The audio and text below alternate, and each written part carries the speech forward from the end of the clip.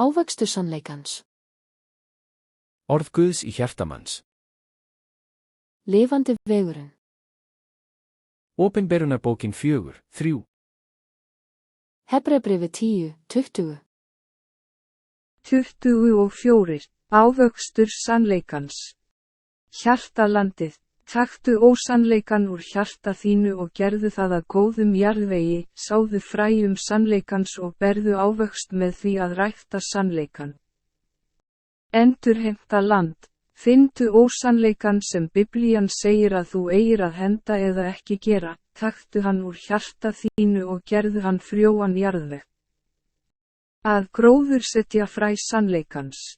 Finndu sannleikan sem Biblían segir að varðveita og gróðursettu fræ sannleikans í hjartareitin úr frjósömum jarðvegi, ræktaðu hann og berðu ávöxt sannleikans.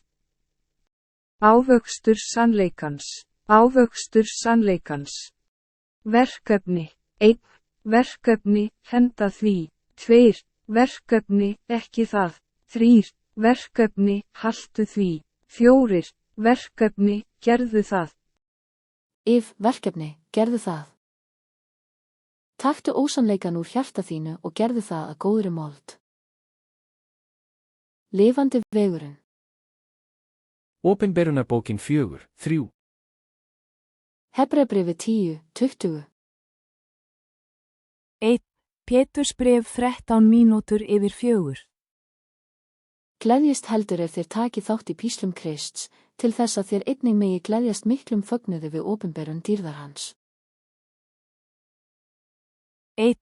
Pétursbréf 16 mínútur yfir 4. En ef hann líður sem kristinn maður, þá fyrirverði hann sig ekki, heldur gjöri Guð vegsamlegan með þessu nafni. 1. Pétursbréf 5:3. Þér skulið eigi drottna yfir söfnuðunum, heldur vera fyrirmynd hjarðarinnar. 1. Pétursbréf 5:3. Og þér, yngri menn, verið öldungunum undirgefnir og skrýðist allir lítillætinu hver gagvart öðrum, því að Guð stendur gegn dramblátum, en auðmjúkum veitir hann náð. 1. Pétursbréf 5:7. Varpið allri áhyggju yðar á hann, því að hann ber umhyggju fyrir yður. 1. Pétursbréf 5:8. Verið algáðir, vakið. Óvinur yðar, djöfullinn, gengur sem öskrandi ljón, leitandi að þeim sem hann geti gleypt.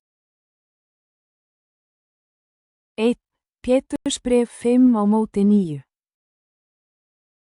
Standi gegn honum, stöðugir í trúni, og vitið að bræður yðar allan heim verða fyrir sömu þjáningum. 1. Pétursbréf 12 mínútur yfir 5.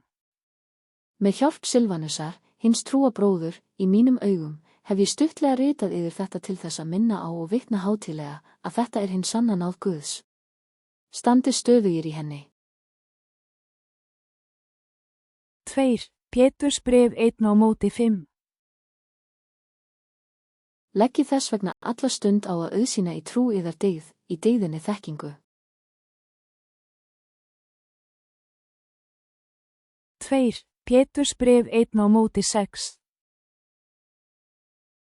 Í þekkingunni sjálfsögun, í sjálfsöguninni þolgæði, í þolgæðinu guðrækni.